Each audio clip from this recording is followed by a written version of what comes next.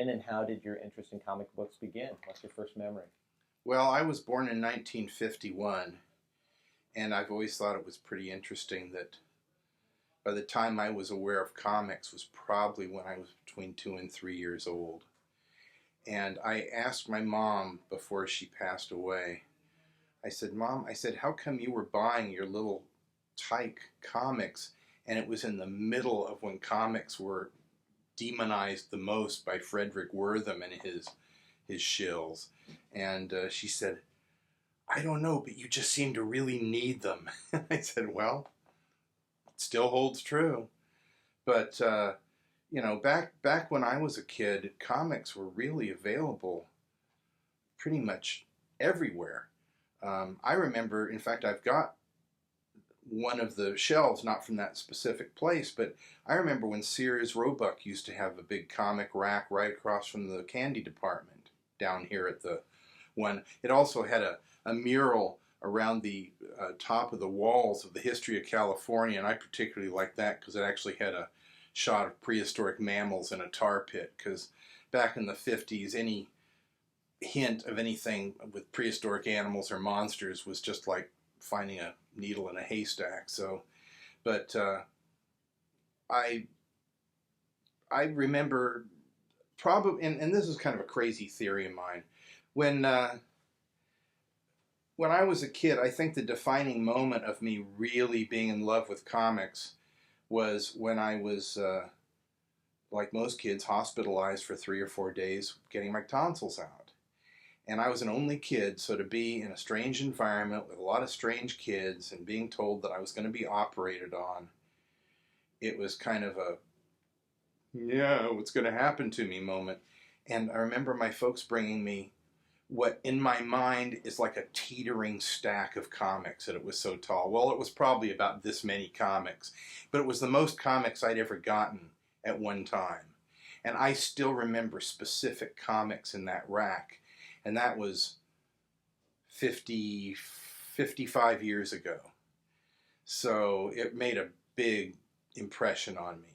And it's funny because in 1956, comics weren't all superheroes. I remember there was a Superboy comic in there with the one-man baseball team on the cover, where he was using super speed to play all the positions. That's the closest I ever came to liking sports. But I remember a Tom Terrific comic in there, a specific Mighty Mouse comic, some different issues of Walt Disney's Comics and Stories, Uncle Scrooge. I mean, that was the stuff that I just loved. Dennis the Menace, the early ones by Fred Toole and Al Weisman. I mean, it was like, looking back on a lot of those books, that was like one of the greatest times for kids comics ever. And I'm sure that kind of made one of the aspects that made me want to do funny comics and cartoons. Now you mentioned the Sears down here. You grew up in San Diego. That's Yeah, what you mean by down I was born in Queens, New York, in the Navy Hospital. My dad was in the Navy, and they moved out here when I was about 2 or so. Drove across country. We first lived in Navy housing, but you know, it was the prosperous 50s, and they bought a home pretty quickly, and San Diego was a great place to grow up as a kid. Years later, my dad worked at the zoo the day after he retired from the Navy, so that was even better because I wound up working at the zoo when I was in college, just picking up trash. But San Diego is a wonderful place to have for a hometown. Now, you mentioned that you obviously like the kids' comics and the funny animals, and you mentioned Mighty Mouse and a couple of others, but at that time, has your taste changed? I mean, you still, at the time, that was what got you into comics. That was what your favorites were. But well, I liked all kinds of comics, except, of course, I wasn't reading romance comics. I never particularly liked the Harvey comics. Those always struck me as something your grandmother would buy you, and that you were too old for it somehow. Never was real big on the Archie comics, except for their kind of experimental books like Tales Calculated to Drive You Bats and Madhouse and Cosmo the Merry Martian, that sort of thing. But, you know, I went through all the phases. When I was probably about 8, I started reading all the Superman books. That was like a big deal, all the Mort Weisinger edited ones. And this was when they were just starting to build the continuity between the issues and, you know, the LL thing with Lois Lane. And I remember I read the first comic book Bizarro story when it came out new, and I absolutely loved the Bizarros. And then I went in the mid-60s, became a Marvel fan, but I still liked the DC stuff. I still liked Charlton stuff. I liked a little bit of everything. And then, of course, when Underground Comics came along, that was probably the other era that really hit me hard, and I wound up starting out doing Underground Comics. So when did you start drawing? I mean, were you drawing from the comics as a child? I was drawing really young, probably when I was 2 or 3. I never knew it until actually at my dad's funeral. I found out that my dad had wanted to be a graphic artist when he was a kid. But he grew up on a farm, he joined the Navy, came out to San Diego to go through boot camp at the Naval Training Center, and was shipped out to Pearl Harbor. Guess what happened? You know, my dad wound up being, after the attack, anybody that survived that wasn't an idiot got made into an officer. They needed officers suddenly, and he never looked back. But, you know, looking back on it, it all adds up, because he was always doing like paint-by-number sets when he was stationed away, or he could teach me, he taught me, I remember as a real little kid, how to draw a biplane and a naked woman, and I forget what else. I mean, not a dirty drawing, but like a profile. And it was like, and he taught me how to letter with speedball pens. And, you know, when you're a kid, you just don't think about that much, because it's like, well, it's my dad, you know, he knows everything. But later I realized, you know, not every person is an expert at lettering and stuff, you know, so in a way I was encouraged, because they certainly, you know, they'd make fun of me once in a while for, you know, being obsessed with owning comics or sitting there watching cartoons with a drawing pad in front of me, you know, trying to copy the characters and stuff, but they were remarkably encouraging. Here in town, I think it was the Evening Tribune had an annual thing where, to try to encourage kids to read the newspaper, they gave out free classified ads to kids every year. And this was probably when I was in junior high, and I remember putting ads under about a dozen different names that I was looking for old comic books, and my poor old man's driving me all over town. You know, of course, gas was 22 cents a gallon then, but still, you know, he kept like a thing in his wallet for years about all the money I owed him from buying up these old comics. Going, Dad, they're going to be worth a lot. And of course, I didn't care if they were worth anything. I just loved them. Yeah. Talking about your parents being supportive and driving you around, you told me a story once that I absolutely love about him, encouraging you. You said you wanted to take a vacation. They said you could go where you wanted, and you wanted to go up to L.A. and meet Big Daddy Roth. Yes. That seemed to me to be extraordinarily supportive. Well, when you know, I was the only kid in the family, so they, you know, we would go up to L.A. on like 3-day weekends and stuff. That'd be like the big getaway. And they'd always give me a choice to pick a place.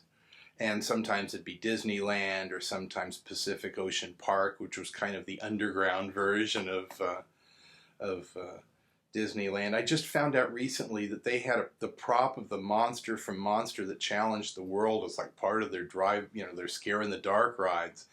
I'd forgotten that, but like here in town, I usually would ask for something kind of odd. I'd say, well, let's go to the museum. I love museums. My house wound up looking like a museum.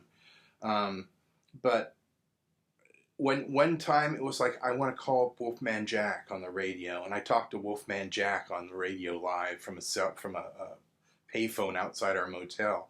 And one year I said, I want to go to Maywood and meet Big Daddy Roth. And I even did a little comic about it because it was so great. Because I'd met him at some car shows down here at the old community concourse, and you know, by that time, he was doing the T-shirts and the first of the model kits. I think Mr. Gasser and Mother's Worry were the first ones to come out. And I was absolutely fascinated by it. I didn't really care about cars that much. I just liked his cartooning, not knowing that he had a lot of cartoonists working for him. But he was the nicest guy. So we didn't call ahead. I just figured, okay, well. And I really expected to see like a skyscraper with a giant rotating chrome ratfink on the roof. And of course it was this broken down garage in the middle of, this kind of barrio area. And I'm in the back seat behind my dad, and as we're approaching Roth's garage, here he comes out of the driveway in a blue 55 Chevy, and I almost deafened my old man because I got up and I screamed, not knowing I'm about this far away from his ear, "Big Daddy!" And my old man practically crashed the car. But I went in and talked to my folks.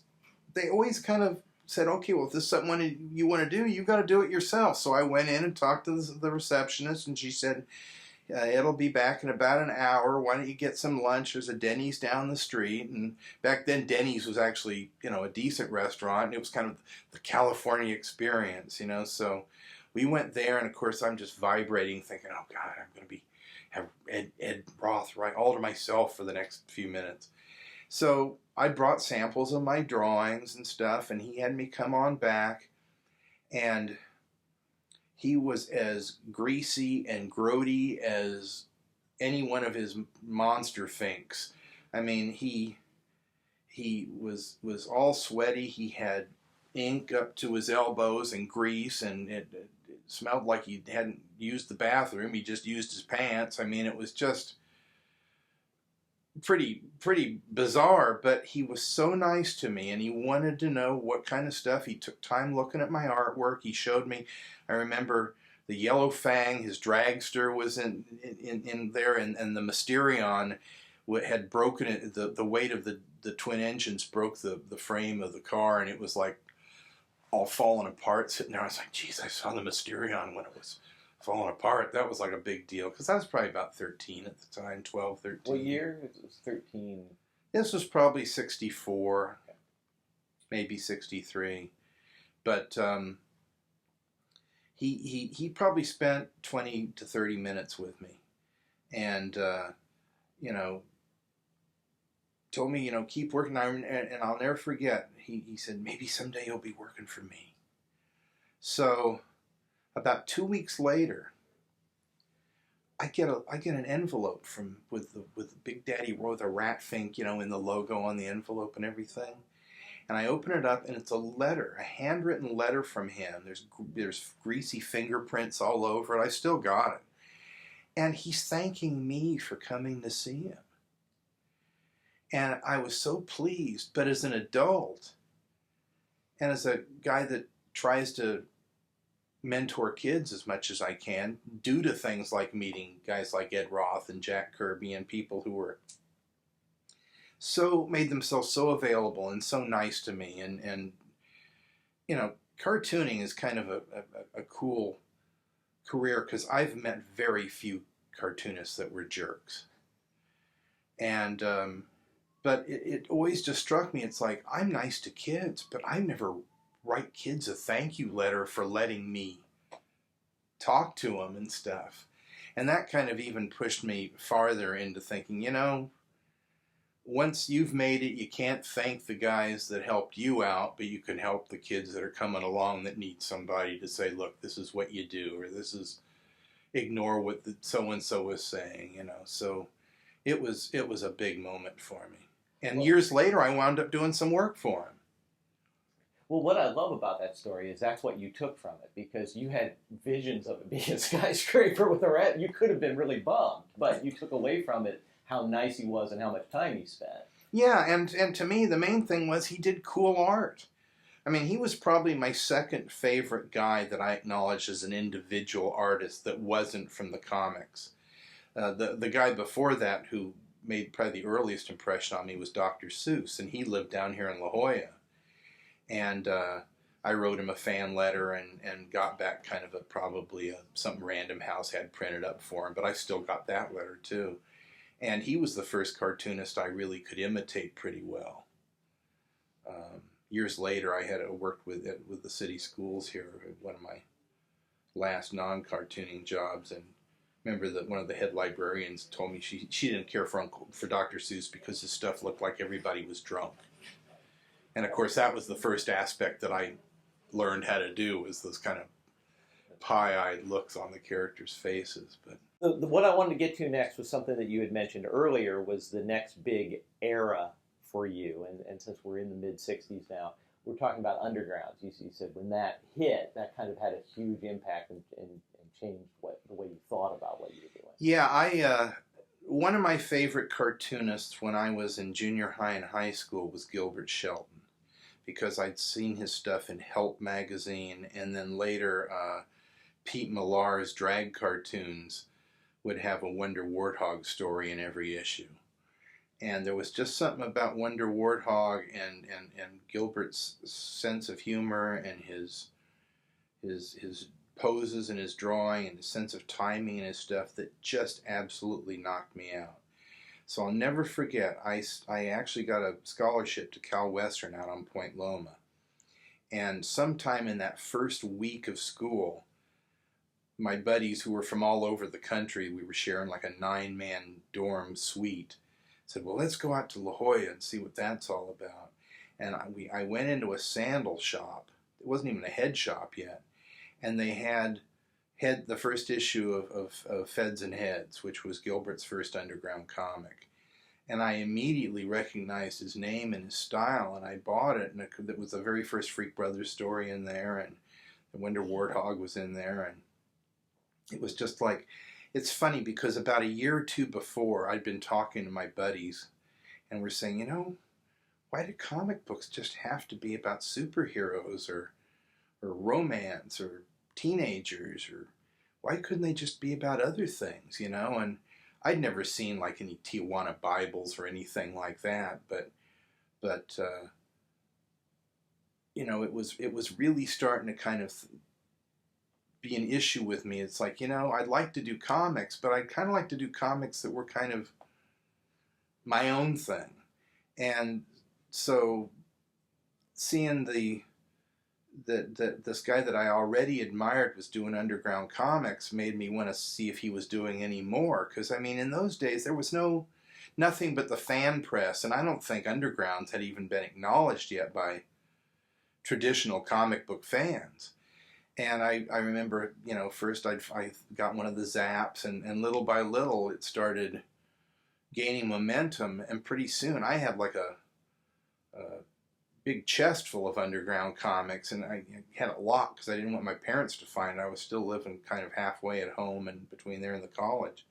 And I wound up pretty much, because I always had a job, and the jobs were usually for the sake of being able to buy all the comics I had to have. Maybe not all the ones I wanted, but at least whatever I was currently infatuated with.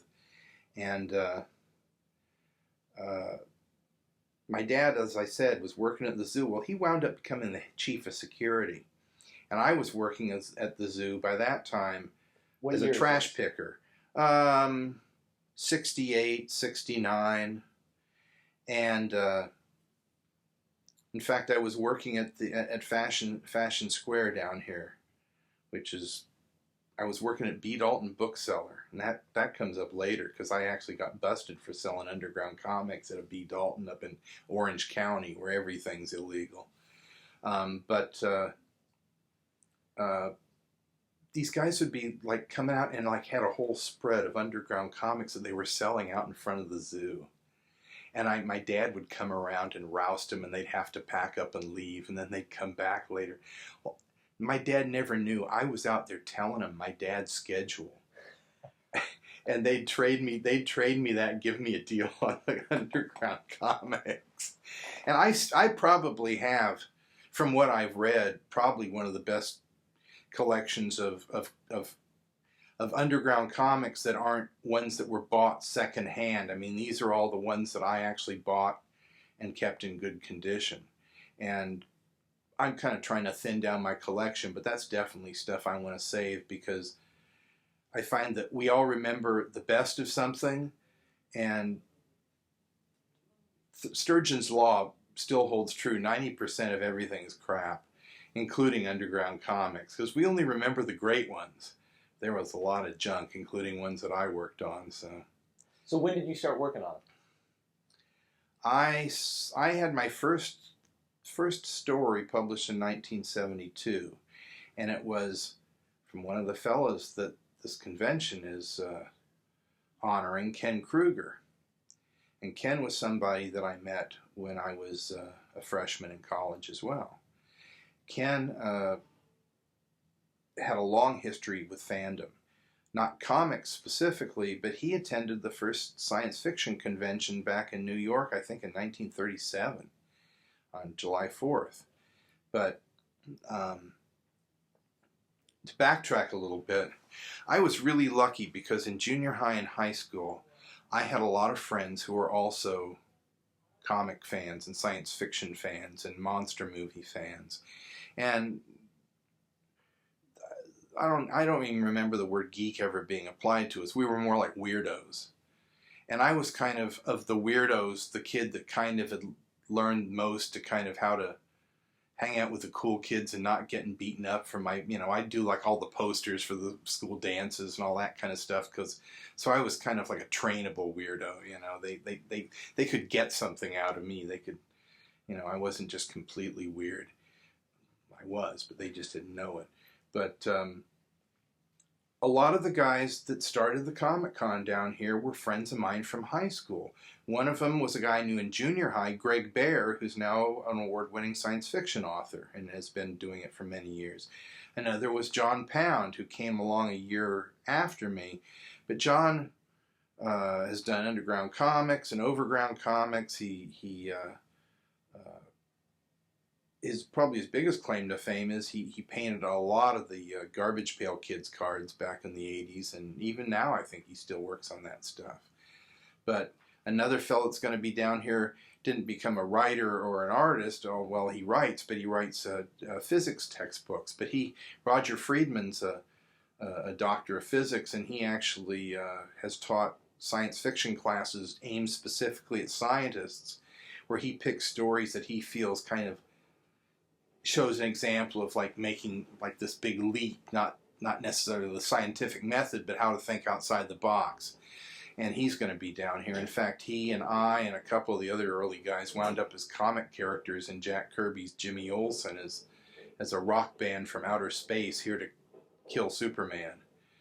But it really was really lucky, because if I had grown up in one of these small towns that you drive by when you're on the freeway, I would have just been the weirdest kid in school. But there were enough of us. We even had a club that we called the Underground Film Society, and we were shooting our own mini budgeted version of Ray Bradbury's Sound of Thunder. My dad got us into the zoo and got us into, since he was a security guy, we got to go like on the service roads and stuff. And you know how they're walking in Bradbury's story along this like road that like is above the ground. Well, we just shot all up shots so you couldn't see that we weren't on that road. But we were definitely, driven weirdos, and we all wound up, having achieved our dreams. So I think it was almost like a support group. And this time that we're talking about is right before the first Comic-Con, right? I mean, we're talking about 68, 69, leading into 70. So this is when this group is really coming together. And we talked a little bit earlier about how you didn't have Antiques Roadshow.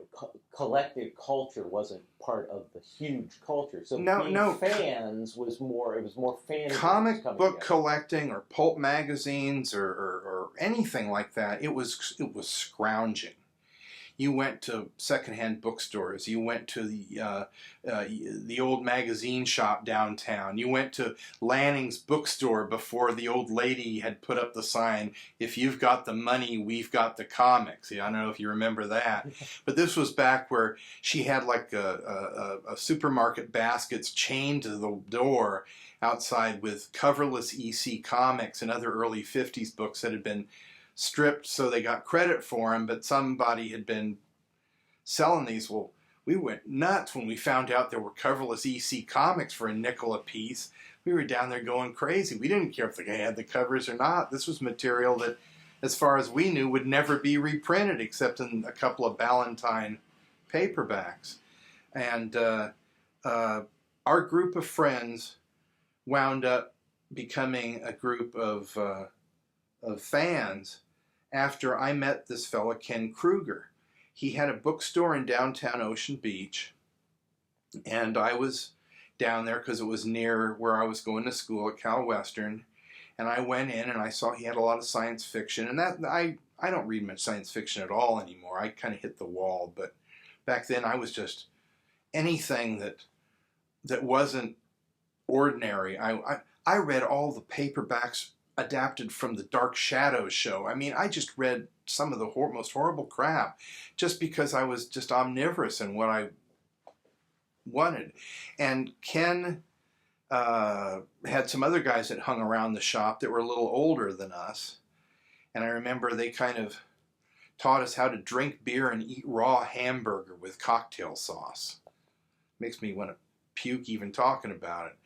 But I was working at the B. Dalton bookseller store here in Fashion Valley. And that was the greatest job in the world, because not only did I have a credit card for B. Dalton, which I ran up to its limit in the first 2 weeks and spent the next 2 years paying off, but it was the best way to meet girls, because they'd come in and you'd see what they were looking at, and if it was something you were interested in, then you had something to start talking to them about.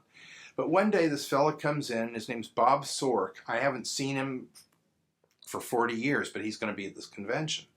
And Bob came in looking for, and you've probably seen him, they did a series of children's hardback books that adapted the old Prince Valiant comics, Sunday comics by Hal Foster. So he came into B. Dalton. He came in looking specifically for those. Okay. And we were talking about comics, and there weren't many books on comics in shops in those days. I remember the big one was that big huge book on Buck Rogers. Was a new remainder at Arlington House. I still remember who published it. When you work in a bookstore, you still remember all that stuff. And so he said, well, he said, there are a bunch of us that get together every once in a while, and we've got kind of a comic club. I went, that sounds interesting. So I went to this thing, and it was up in Claremont Mesa, somebody's house. I think it was at Sheldorf's apartment. It wasn't a house. And there was Sheldorf, and he was showing slides of old comic book covers. And I remember, I was by far the oldest kid there. I was probably 17 or 18. Probably 17, because I got my job at the bookstore really young. I remember the boss, we had to take a test on matching authors and books and categorizing them, and he said that I started working there when I was 16. He said I was the youngest guy to ever get a perfect test on that book ever, or on the book test. And I said, well, it's because I'm a nerd, But anyway, this Sheldorf was acting like, he was the expert there. And he came in, I remember it was a cover of More Fun Comics with the Spectre on the cover. And he said, and this is a Spectre. And I said, yeah, Bernard Bailey created that. And he kind of did a double take like, holy shit, who here knows more about comics than I do, or as much as I do? And it was,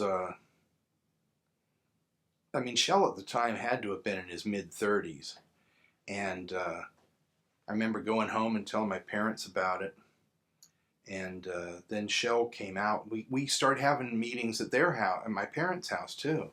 And I don't remember there ever being any talk about a comic convention other than Shell used to tell us that he was one of the organizers of the Detroit Triple Fanfare from, I think, 66, 67. And he'd moved out here just recently at the time. And because he knew that I wanted to be a cartoonist, I remember him telling my parents that he was going to take me to New York and open a few doors for me. Well, old Shell didn't exactly have a lot of manners. I remember he was sitting there and he had his feet up on our coffee table. And after he left, my grandmother, who lived with us, said, yeah, he's going to open some doors for you just as soon as he buys some shoes that don't have big holes in the bottoms. because before that, the only big fan I had met was Forey Ackerman. And a couple of us went up to Forey's house a number of times. And that's how I met Don Glut, who's going to be here at the convention, a fellow named Bill Warren that used to do a lot of work for Forey. And so it was like, I didn't know how to take this guy, but he kept telling him that he was going to take me to New York. Well, that never happened because Shell had a lot of people's phone numbers, but I don't think he had any clout in the business at all. But he liked acting like a big shot.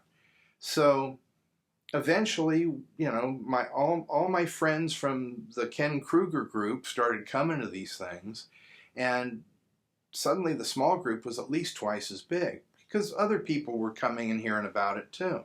Now, the Ken Kruger group, before we move on, you're talking about guys you met through the bookstore from... And friends of mine from high school. Okay. So you had brought more of your friends down to the Kens and said, we had, the group had different names. At one point we were called the Profanists, like profanists. And then, I don't know who was calling us the Junior Woodchucks after the characters in Carl Barks' Donald Duck stories.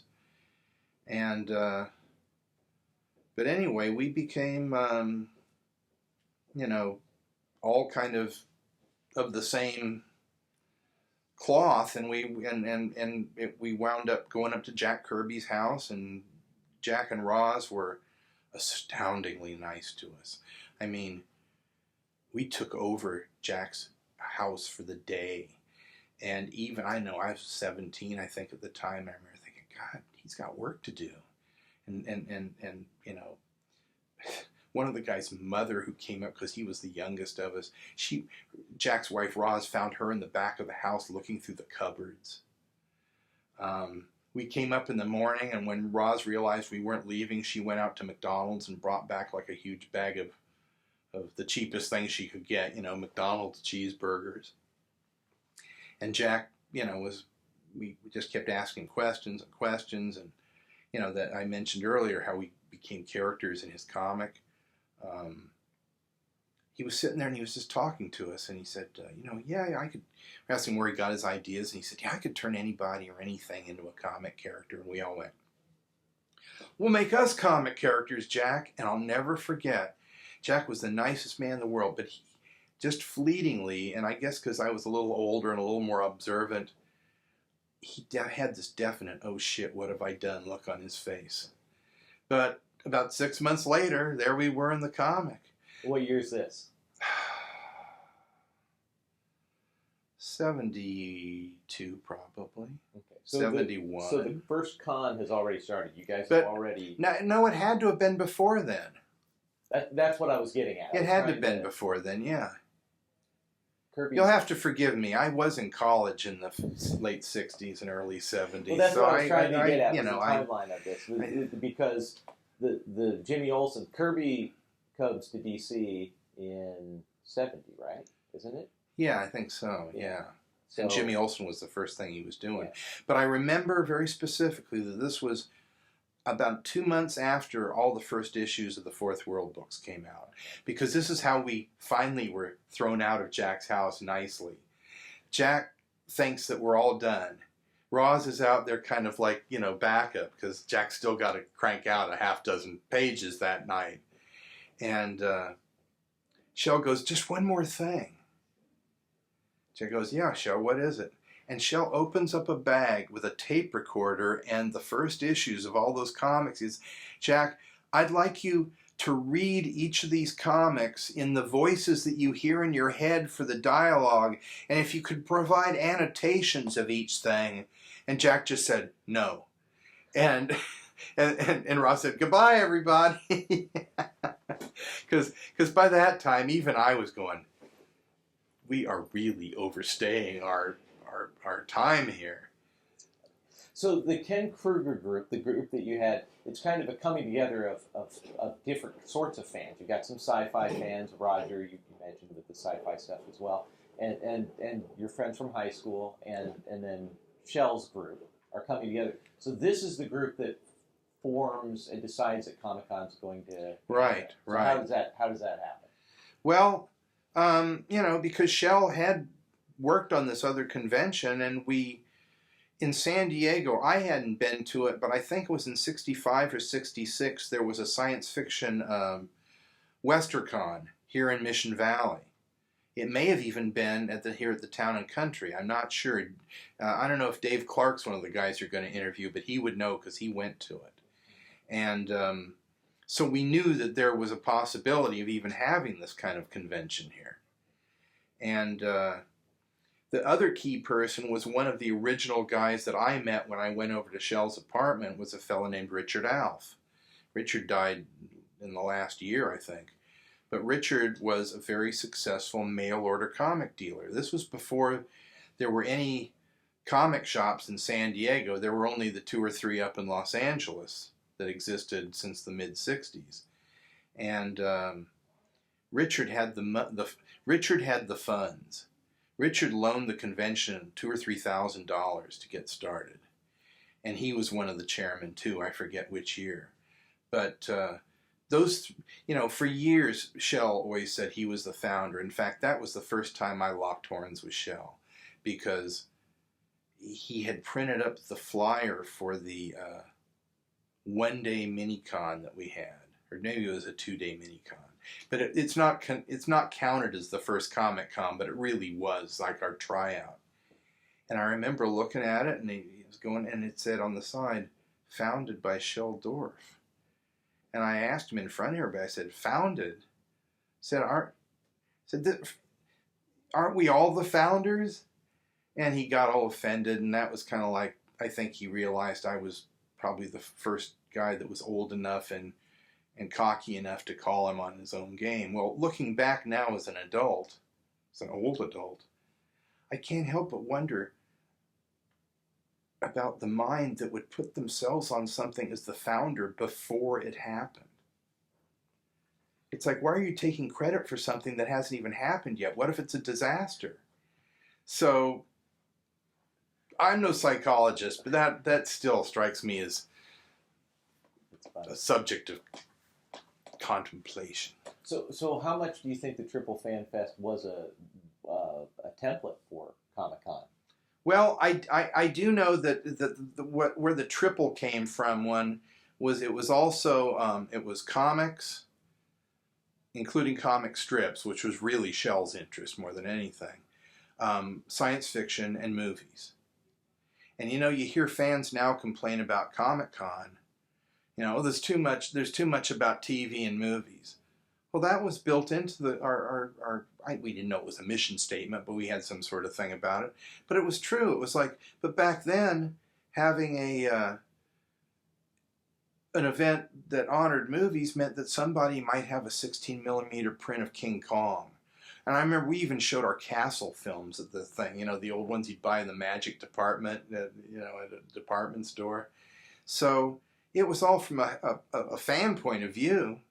I remember at the first one, Richard Corbin sent, he didn't even come in, he just sent us a copy of a movie he made called Neverwhere. And, that was really kind of the way, I imagine, was the way the template was set. So there's, putting this in a historical context, we are talking about 69, 70, we're talking about the Vietnam War, we're talking about cultural things where kids are coming together and having more of a say in their, determining what they want and what they want to see. Did you have a feeling of that? Did you have a feeling that the underground comics and doing something on your own and putting something together was a way to kind of forge your own destiny at this time? I really wasn't thinking that wide. It was kind of like, well, we're all weirdos, and here we're going to have an event, and I was so wrapped up in it, I don't think I really had a wider point of view on it than that. I was trying to become a professional cartoonist. I was probably, at the time, other than the actual professionals like Gene Hazelton and Bernie Lansky, who were 2 of my mentors down here when I was in high school. Gene did the Flintstones comic strip. How interesting! And he had been an artist at Disney and at Hanna-Barbera. He was the guy that designed Pebbles and Bam Bam, among other things. But don't hold that against him. that ruined the Flintstones, in my opinion. But he was really nice to me, and Bernie would come. We'd meet at the Jewish Community Center over on 54th Avenue, and he'd go over stuff that I brought him and kind of critique my stuff. So I was probably one of the half dozen or so cartoonists and young cartoonists in San Diego whose work was being seen everywhere. I not in auspicious places. I mean, I do fake movie poster one sheets for the Ken Theater and the Strand, and I forget what the third one was. It was a chain of 3 theaters, and at any given time, 2 of them were showing adults only movies, and the other that would finance the third one showing art house movies. And I had a gig doing all their posters, and I remember charging like $15 a piece, and I'd do one a night. But back then, that was comic book money. You know, again, you know, I was always like thinking, how can I afford more comics? But that was, you know, things like that. I was more obsessed about all that than thinking the socio-political aspects of. Well, you certainly knew guys who were probably going off to Vietnam. I mean, guys that you went to high school. Yeah, in fact, this fella Dave Clark that I mentioned, he's one of my only friends that got drafted, because most of us were in college, and it was a little later that they had the lottery, and fortunately, my lottery number was so high that the North Vietnamese would have to attack Kansas in a burrowing mole machine before I would have gotten. In fact, I am so obnoxious, and was even more so back then in terms of I'm a cartoonist, damn it, that I would have gotten fragged by my own men probably in basic training, and just say, shut that kid up. You know, bam, okay, he's not whining anymore. Well, also at this time, we keep talking about San Diego, but San Diego was a very different town. I mean, it was a military town, obviously, right, but a right. much smaller community. And if anybody knew about the zoo, that was about it. Now Comic-Con is why people come to San Diego. But you know what? I want to say this since you brought it up, it actually was something that occurred to me a few years after Comic-Con was going on, is that it never occurred to me back then, but certainly did as a professional. This was back when, other than the undergrounds on the West Coast, almost all, and Gold Key Western Publishing up in L.A., which also had a New York office, almost all the comic books were being published out of New York publishing houses. There were a few elsewhere, but not many. And it never occurred to me that these poor bastards sitting at home at their desk, you know, and their wife looking at the back of their head all day, and suddenly they can say, hey, let's go on vacation to San Diego. Oh, honey, that's so great. And the kid's, jeepers, Dad, you know. And it's a tax deduction. And I've always, you know, for the last 10 or 15 years, I've always said, nobody ever credits it, but San Diego has an awful lot to do with why the San Diego Comic-Con grew so quickly. One of our first big guests was Jack Kirby, who was by far the most, within comics, the biggest celebrity. And Jack, you know, gave it a thumbs up. And right after that, Neil Adams was our guest. Neil Adams was the guest the third year, where we had it on Shelter Island. And of course, that was the convention where Neil told me to give up cartooning, so that's how I remember that so strongly. But you know, to get Jack's approval, and then Neil Adams going back east, because Jack was living out here at least. Neil flew out and went back, and Carmine Infantino came out too, dressed like a gangster. And he came out in the early ones, the first couple of. In fact, I'll tell you something. Carmine, by the time this appears, hopefully Carmine will be dead, so he can't come after me, because he's a maniac. But I'll tell you, again, I was fairly young and fairly naive, and I even knew that was a hooker on his arm. And he's wearing a white jacket and a black shirt. I mean, he was trying to look like a guy that was connected with the mob as much as possible. Of course, the fact that organized crime did own DC Comics at the time probably had something to do with that. But I remember him, I looked around and he was like really giving her dressing down, because she had bought a bunch of underground comics, like, and I remember, what was Young Lust? Remember that was like the pornographic equivalent of a romance comic, and he was like, I can't be seen around that shit, you know, and I was like, oh, very interesting. So Jack, he was on the West Coast because of his celebrity, because he could be away from. No, actually, it was because his daughter had asthma, and for some reason they were told they first lived up in Irvine, and then they came down to Thousand Oaks, and they switched houses even there, and wound up living on a street that was so steep. You ever drive up a street that's so steep that you know it's impossible, but you worry that your car is going to flip over backwards?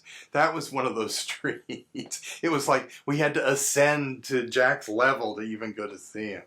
But not a lot of guys in that era were allowed to mail their stuff in. No. Like Jack did. The most of it, the exceptions were a lot of the guys out here who'd been working for the animation studios were working for Western Publishing, which used to be, I think, on Hollywood Boulevard, and you know, they used to provide all the content for Dell, and then when Dell and they split, then their own imprint was Gold Key, but they were primarily guys that either lived out here anyway or were working for the studios that they'd get to draw the animated comic books. But Jack was kind of Jack and Russ Manning had been here for a long time, and he mainly worked for Gold Key. You know, he was the Tarzan artist later, and also Magnus Robot Fighter. So what are your... You've mentioned a couple of highlights of the first cons, but what do you remember about the very first Comic-Con? Of now we're going to put this on, and these are the programming, and this is what it's like. This was the mini con. Okay. And we had about 300 people. I'll never forget, there were a lot of mothers there. And looking back, and even again, some of my observations at the time, I think when kids went to their parents and said, I'm going to a comic book convention and it's being held in the basement of the U.S. Grand Hotel, and San Diego had not been gentrified at that point. Downtown was where you went to buy drugs, get a hooker, or see 3 shitty old movies for a quarter down in the grindhouses down in what was this the square down there? I forget, but you know where I'm talking about. It was like now it's like the most expensive area of town practically. Back then it was like wading into a cesspool. I mean, we would come down when I was in junior high. We'd all take the bus downtown. We'd go see 3 monster movies for a quarter. We'd still have money to go to get something at Woolworth's bar. I mean, this sounds like Archie in Riverdale or something. And then still have enough money left over for the bus ride home and maybe buy a monster magazine or a couple of comics at a newsstand down here. And my dad always said, take a flashlight. And I say, why? He goes, well, if some sailors were parking their buddy there because he had a big drunk on, there's probably puke all over the seat, so you better be able to see that you don't sit in something. And by the way, don't let anybody touch you. I mean, that... So being downtown did not have a great reputation. So I think that a lot of moms figured that this was like a giant roach motel for pedophiles, because those moms were standing around with a eagle eye on their little one, and of course it was all boys. Jackie Estrada always corrects me that she was there, and I say, okay, we had one woman there that was there because she liked comics, and Jackie, I think, was in college at the time. But for the most part, it was young kids, and I remember a fellow that I later wound up working for, Terry Stroud, had a table, and I bought some comics from him. That's where we became friends. I remember Mike Royer was one of the guests. A local cartoonist for the Evening Tribune, Bob Stevens, was a guest, and Forey Ackerman was a guest. Those were our 3 big names. And I remember somebody thought I was Tom Sutton. That was the high point of my convention, because they saw me sitting there drawing, and they said, "Are you Tom Sutton?" And I was a big fan of Tom Sutton stuff, so I said, "No, but I wish I was."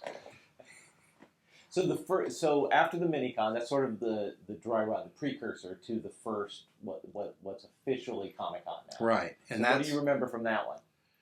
How do you go from that? I mean, it was just months apart. I mean, it wasn't a full year apart. Yeah, exactly. So you guys were ambitious. You were let's plow ahead, right? Yeah, well, we already had the hotel, so since it wasn't a failure, it was worth taking forward. And you know, it's funny, I don't remember too much specific stuff there other than Jack Kirby was there, and I remember Jack getting up because they wanted him to do what used to be called a chalk talk, where, you know, you get an artist up and a lot of people had like prearranged bits they do where they do most of a drawing and it'd look like one thing and then they'd add something and it'd turn it into something else. You've probably seen stuff like that. But Jack was too genuine to be that polished. And I remember he said, I can turn anything into, you know, like again, the way he got us, and we stuck him putting us in his comic. Remember he put A, B, and C on the big pad. And I can turn this into a machine. And then Jack did not do well standing up at an easel. If he was drawing like one of his characters running at you or something, he could pretty much do that. But I remember watching him struggle, and I remember thinking, you know, this isn't as easy as it sounds, even for Jack Kirby. That's one of the memories that really stands out to me. But, you know, we were all going crazy then, so it's no wonder I don't remember anymore. Now, you mentioned, you know, several times about 72, which is the second or third con, that now you're a pro. You've got some stuff out there. But I had one comic out there. Do you have a memory of the con where you felt like you had crossed over from being a fan to being one of the pros? I didn't feel that I was a professional because undergrounds were kind of a shadow world, really. And on top of that, you know, my first comic was one that Ken Kruger had published. He actually put his money where his mouth was and hired John Pound and I to do this underground comic for him. And I think I got $10 a page. But you know what? Doesn't matter. He put money in my hand, and he bought the originals on top of that. He gave me like an extra $50 for the pages. And I was very proud of that, and no matter how offensive the story may have been. That was the story of, remember, Marvel was doing a lot of these monster comics, so it was kind of my takeoff on that, except my monster came out of the sewer, and he was a monster made out of shit called the Turd. Very deep stuff there. It was about as juvenile as you could get, but at least I got into print. I remember a couple of years later, another guy, a fan from LA, did a whole comic of shit monsters called Dorg Sheet Digest. And he had the pages up, and by that time Bill Stout did something, John Pound, Robert Williams. I mean, it was kind of a legitimate book, but he had the pages up in a display, and I remember somebody looking at it and going, I'm not kidding. They said, I've heard of underground comics, but this one is subterranean. I thought that was pretty funny. And of course, now it's a big collector's item because Dave was such a screw-up. He was the same guy that used to do those spirit bags, remember, with the black and white spirits? You could only buy them in a bag. Okay. Yeah, he was a hippie, so maybe he'd convinced Eisner that other good things were sold in bags, so these comics should be too. Quit laughing over there. But he had only collated about a couple hundred copies of it and kept the rest in his garage, and the garage roof leaked during a rain, and all of them were destroyed. So it's like a comic that actually has a lot of guys that people are completists on, so now it's like going for a lot of money.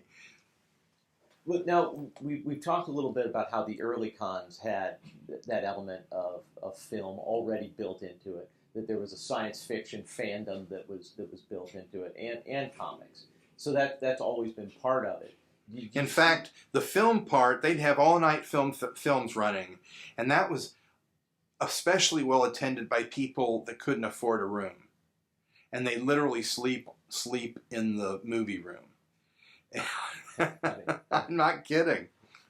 So you also mentioned that you're not surprised by the evolution of it, being more film based, or the movie studios coming in and being interested in what's going on now. Yeah, I wasn't working with the convention when that started to happen, but as I remember, it was like in the 80s or something. I remember the first thing that I ever saw that felt like the Hollywood, fertilizer factory coming down here was when Now Comics had the license to Ghostbusters, and they had the Ectomobile on display.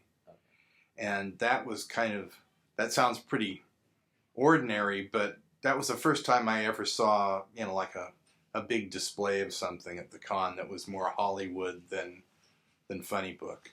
Now, the origin of the programming, the where you go into a room and you sit and you watch, a presentation, is that coming out of these chalk talks? Is that happened from the very beginning? Yeah, I mean, I remember I was on a couple of them, and I think about underground comics because I'd had one story published, so that made me,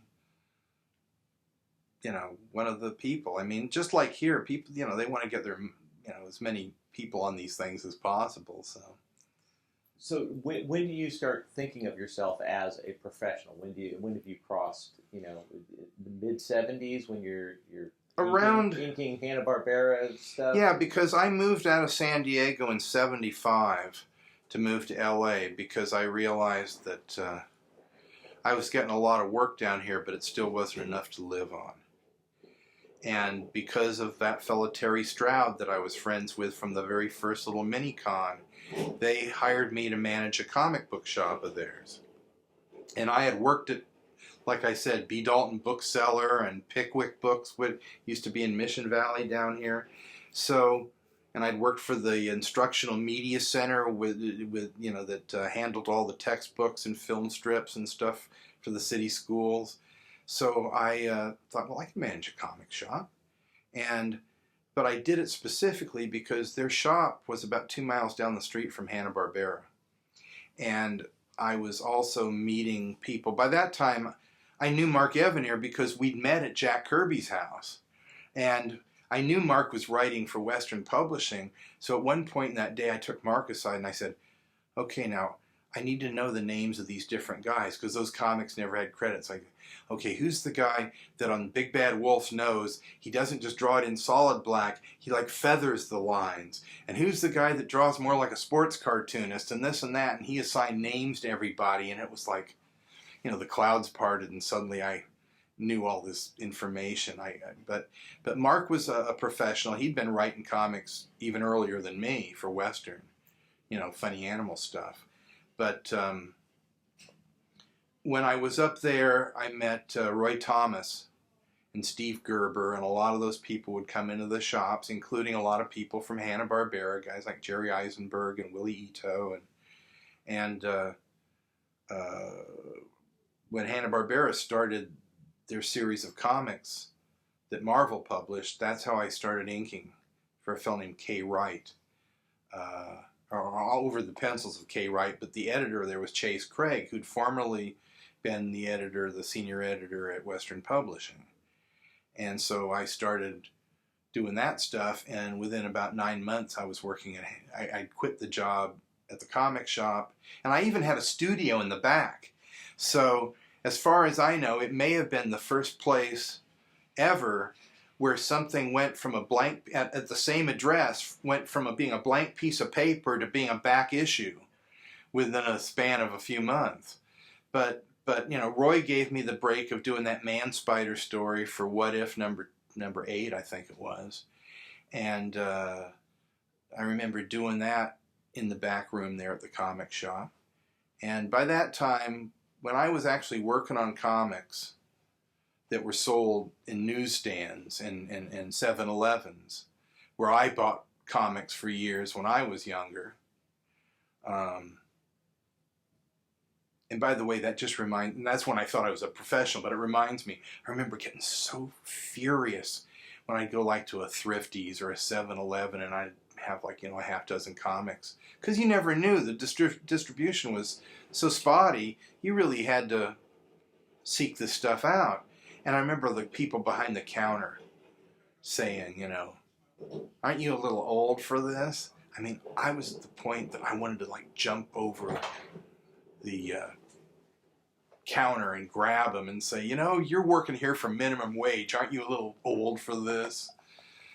Well, but you mentioned that this is a comic shop. The comic shops are in their infancy. I mean, Oh most yeah, people bought their comics in a drugstore, especially if you weren't in a major metropolitan area. You bought them in a drugstore. Yeah, you bought them in yeah. Walgreens, whatever. L.A. had Cherokee Books, and they were only selling old comics. We sold new comics too, and there was Bond Street Books, and there was the Collector's Bookstore, and those were the three main, you know, areas that drew people in. And most of those, the only reason I knew about those was because, and not even Gary Owens has a copy of it, but about 1965, before Batman, Gary Owens produced a special about comic books that aired on KCOP up in LA. And it had people going into these shops and showing them, and it was like, that was how I went, Mom and Dad, that's where I need to be. These first few cons, you mentioned Roy Thomas, and I know that he was a guest in an early con. Was that you meeting I him think up he in was LA? a guest at the first El Cortez convention. And was that through you meeting him in LA? And No, because this was after that. okay, This was about a year after that. I remember because he came out and Conan was still a new comic at the time. And he was kind of talking about how he had to really sell it to Martin Goodman and about how, you know, it wasn't finding its audience initially and how it kept looking like it was on the cusp of cancellation. I remember him talking about all that. so and I want to pick up something from what you said earlier about the early cons with the programming. Now, you've been involved. You've got two long-running programs that you're involved with Comic-Con that have been going on for a number of years, and they're obviously very much comic related. They don't have anything to do with movies. They don't have anything to do with your Oddball comics. In fact, Oddball Comics and Quick Draw are the often the only two programs at Comic-Con that aren't there to sell you something. Everything else is either is mainly promotion of a new product, other than the spotlights on old cartoonists, and unfortunately we get less and less of those. I'm now the old cartoonist, but So is that important to you? I mean, is that how you started those being involved in the programs? Is just presenting information, presenting the art? I wanted to do Oddball Comics because the more I collected comics and the more I was a cartoonist, the more I realized that you know, working for a page rate, that and cartoonists just being the kind of people we are, we started sneaking stuff into the stories and doing weirder things, and even when I was a kid, I liked odd comics. I mean, I bought any comic that had a dinosaur or a gorilla on the cover, which in the 50s was a hell of a lot of comics. But you know, I back like in the early, I'd say certainly by 75, I was doing what I then called esoteric comics. And after a while, I realized that sounded way too upper crust, and I liked Oddball because I actually had Don Rosa, the Disney duck artist. He was a fan too, and we didn't know each other except through fanzines in the mail. But he accused me of doing the show just to get the prices up on those comics, because at the time I was working for the American Comic Book Company. I said no. And yet I was finding that guys were marking some of this stuff up, and after a while, even in the Overstreet Guide, people were marking it esoteric. And I even co-wrote an article for it. And after that, I thought, you know what? If people think I'm doing this, and I don't want to come off like I'm some tweedy, you know, professor talking about it, I'm going to call it Oddball Comics, and that way I branded it as my own thing too. So what you started it as Oddball, as esoteric comics, as a presentation at Comic-Con. Yeah. In like 75. So yeah. You did that before the Quick Draw? Yeah. Okay. Quick so Draw. When did you start doing Quick Draw? Oh, I don't know, probably about maybe 15 years ago. And I don't know how I was asked to be in it because, I mean, I'm not being falsely modest here, but you know, I'm not one of the big name cartoonists like Sergio. I mean, at least in terms of humor comics, Sergio is the maestro. He's the guy that makes us all look like amateurs. But we're friends and have been really close friends for years. I'm pleased to say, and I somehow got in on his tailcoats, and Evanier knew me, and I'm somehow part of it every year. And Explain who we're talking about. Sergio Aragones. Sergio Aragones, or Sergio Aragones, as it's supposed to be pronounced, but we all talk like a bunch of Americans here. He is, in my opinion, the greatest living cartoonist. He's the guy that when you were a kid and read Mad Magazine, he was the guy that put the little gags around in the corners. Of course, I was reading Mad when he came to Mad. Before then, I remember his first marginals. But he's the guy that used to do all the little animated sequences on Dick Clark's bloopers, blunders, and practical jokes. He's the guy that was on the relaunch of Laugh-In in the 80s. He's the guy that has been in a number of movies as playing types. He created Gru. He's got his own comic book out from Bongo. I mean, he's really too kind of a citizen of the world kind of guy. He's probably as well known as he is in America. He's probably better known in Europe, and I know I think in someplace in the Orient, Mad. You know how here superhero comics became the predominant thing. Well, in Malaysia, I think that Mad became the predominant thing. So there's like 20 or 30 Mad imitations. And he said, one time he told me he went over there and it was driving him crazy because everybody was being so nice to him because he was their hero. And he says, every cow is my cow. Every horse is my horse. He said, no matter, these other guys learned how to draw from copying his stuff. And he said, it's driving me crazy because I couldn't really say what was on my mind was quit stealing from me. But he's the world's fastest cartoonist. I mean, Quick Draw comes out of that. Yeah, it does. But you know what? I find that an insulting bullshit tag because drawing quick has nothing to do with drawing well, and he draws well. It's like he is one of those rare guys. People always go, "Oh, you're so talented." I think talent is really overrated. I'm still learning how to draw. I don't consider myself talented in the slightest. I was just obsessed. Sound familiar? But the Sergio, and Jack Kirby was the same way. It's like they're like tracing something that they're already seeing on the paper. There's no hesitation about it. It's like Sergio has hand-eye coordination that's unbelievable. Plus, and I've learned how to do this watching him, doing it live, he understands what to leave out, and then you go back in and button it so it makes the gag funnier. So explain the Quick Draw. What is this panel? Quick Draw is kind of a combination between Whose Line Is It Anyway and Groucho Marx' You Bet Your Life. In that it's supposedly a contest. There's no contest. Nobody wins. We're just cartoonists playing, having fun with each other. But Mark Evanier, who is the quiz master, he throws out challenges for us.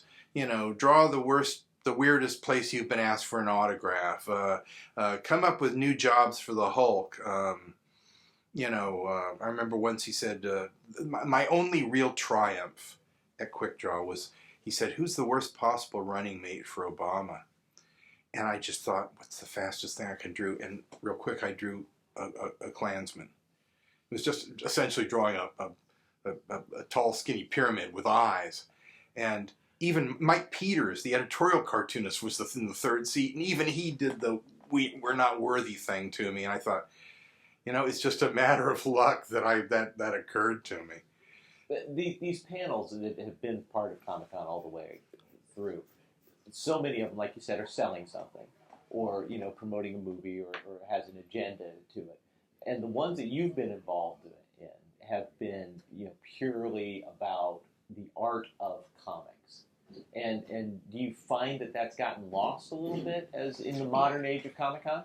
No, because we still have huge audiences. I mean, Quick Draw has, I don't know, between 2,000 and 3,000 people in that. They have like two halls.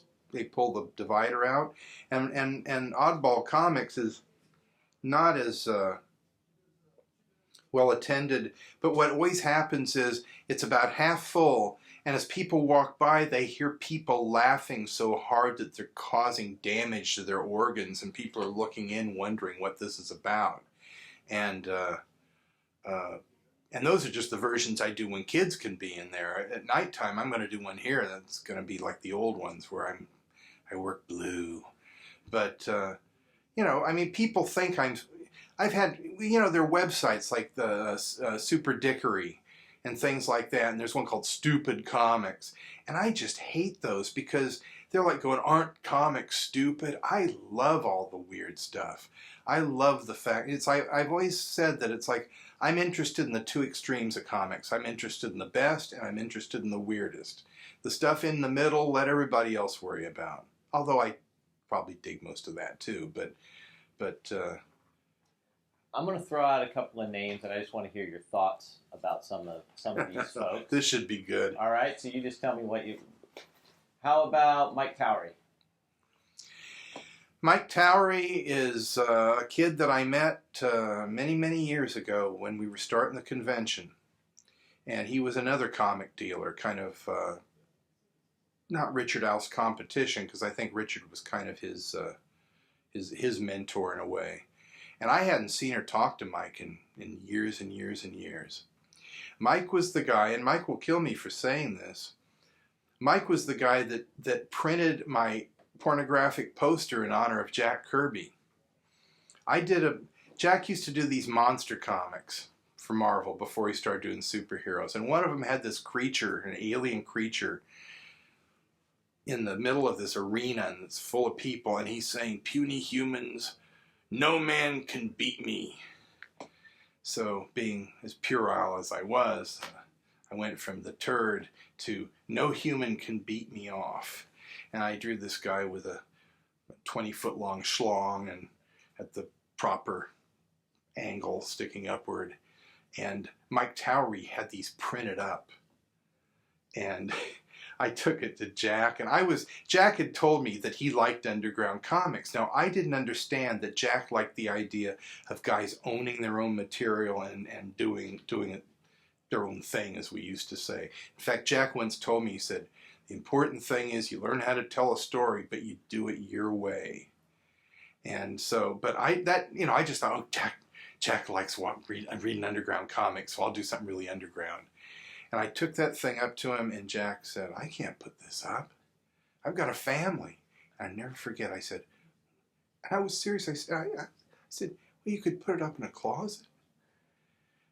Anyway, Mike Towery is the poor bastard that not only underwrote that, but traded me the original for the biggest stash of Carl Barks comics I've ever gotten.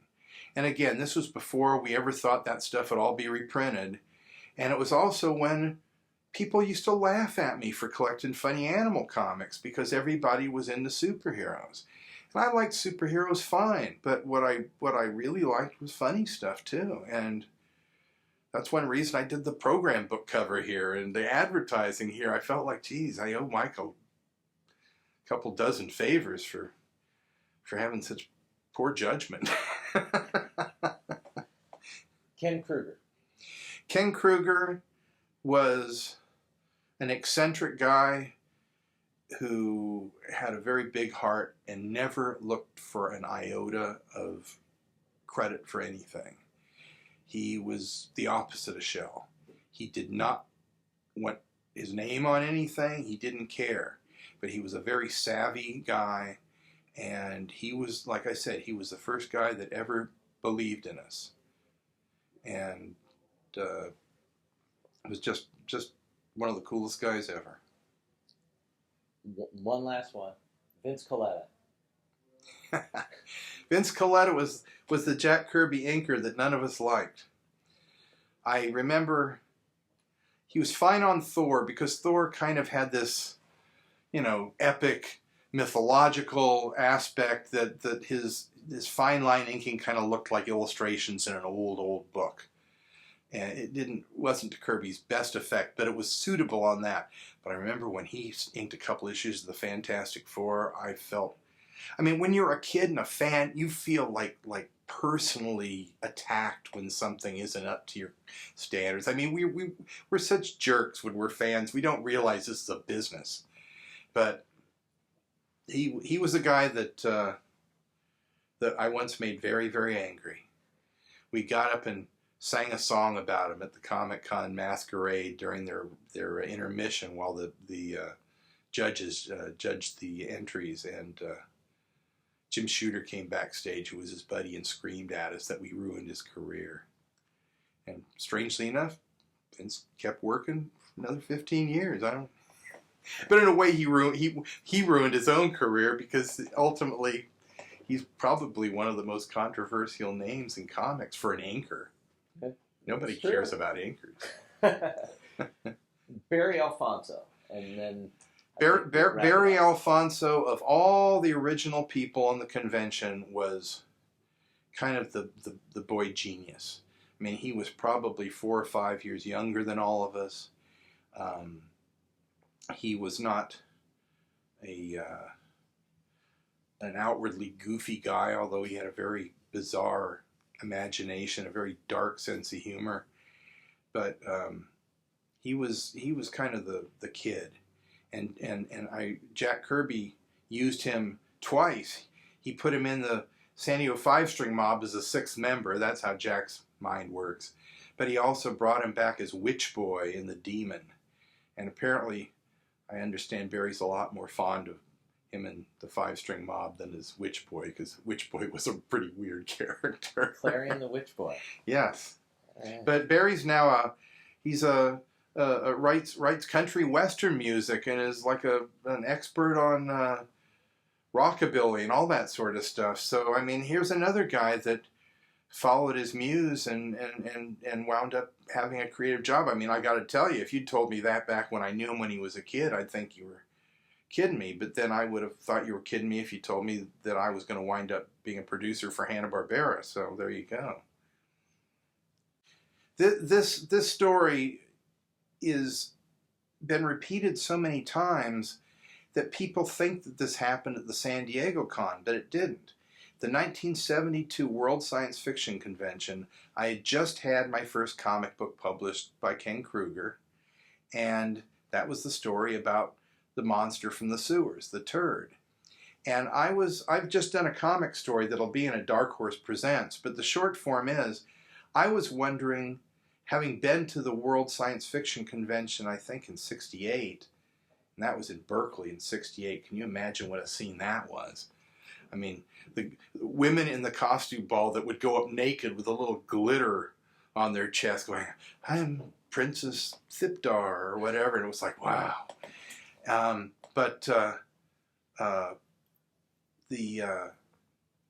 The turd came about me seeing people who really were making incredibly complicated, beautiful costumes that looked like they'd worked all year on. And my question was, I wonder what they'd do if somebody came up in a costume that they created in the last 5 minutes. And Terry Stroud said something about, well, why don't you go as the turd? And I thought, well, that's kind of funny, because it had to be something from comics or movies or science fiction. So we drove, it was at the LA International Hotel. Like I said, this is the World Science Fiction Convention in '72.